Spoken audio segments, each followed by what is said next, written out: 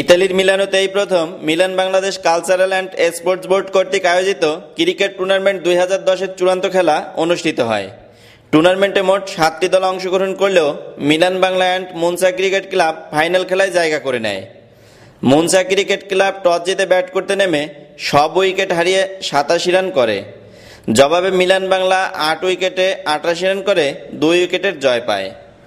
Milan বাংলার অধিনায়ক জয় 2 over বল করে 0 রানে 1 উইকেট তুলে নেন এবং ব্যাট হাতে 22 রান করে ম্যান অব দ্য ম্যাচ নির্বাচিত হয়।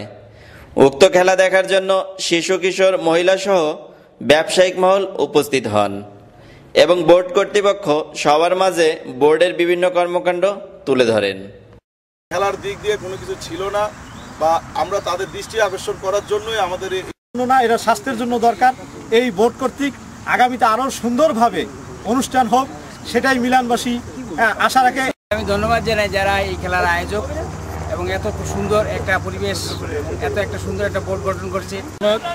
সকল বাংলাদেশিদেরকে, মিলানবাসী এবং ইটালবাসী, আমরা সকলে মিলে যে অনুষ্ঠানটা এখানে আজকে পরিচালনা করলাম সেটার জন্য সকলকে আন্তরিকভাবে শুভেচ্ছা। অনেক ভালো লাগতেছে যে এরা কাজের ফাঁকে একটা সময় বের করে নিচ্ছে যে খেলার জন্য। আগামীর ভবিষ্যতের বাচ্চারা এইসব জিনিস দেখে তাদের আগ্রহ বাড়বে, খেলার প্রতি স্পিরিট বাড়বে। ক্রিকেট খেলা যেন মিশে আছে বাংলাদেশিদের হৃদয়ে।